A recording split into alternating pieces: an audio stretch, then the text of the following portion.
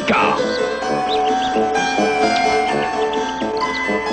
The story so far. Stationary things don't want to move. It takes a force to move them. Force equals mass times acceleration and is measured in newtons. When a force moves something through a distance, work is done. Work is measured in joules. 1 joule is the amount of work done when 1 newton of force is applied through a distance of 1 meter. And now, kinetic energy. Because of inertia or laziness, this billiard ball doesn't want to move. In fact, it would sit there all day minding its own business if another ball were not to come along and knock it into the pocket. Because the second ball forces the first one to move.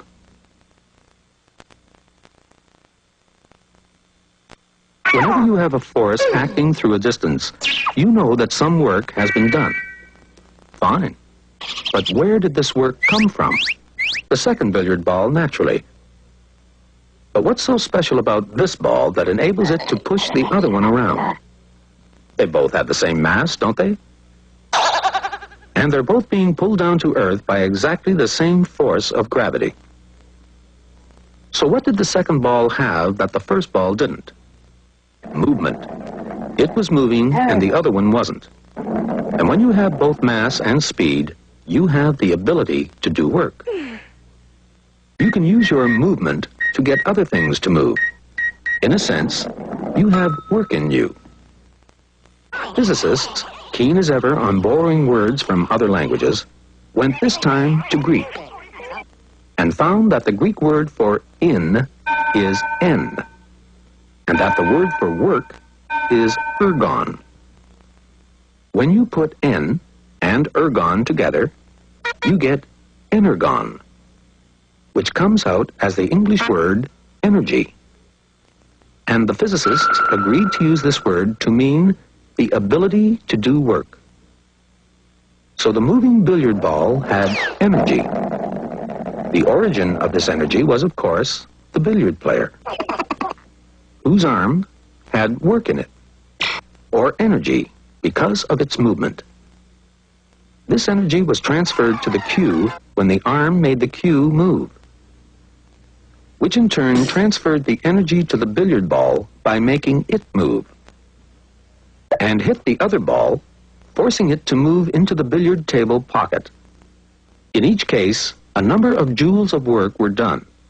Arm moving cue, cue moving ball, ball moving ball.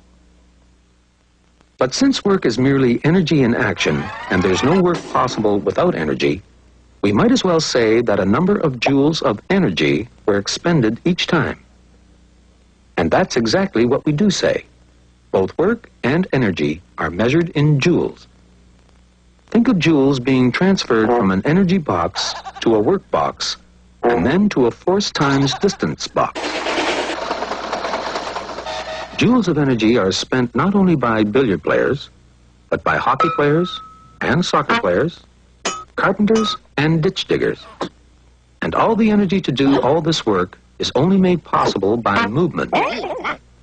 So that they wouldn't forget this, the physicists went once again to their Greek dictionaries and found that the Greek for movement is kinema, a word that film producers have also borrowed to mean moving pictures or cinema. But the physicists decided to keep the K and to call the energy of movement kinetic energy.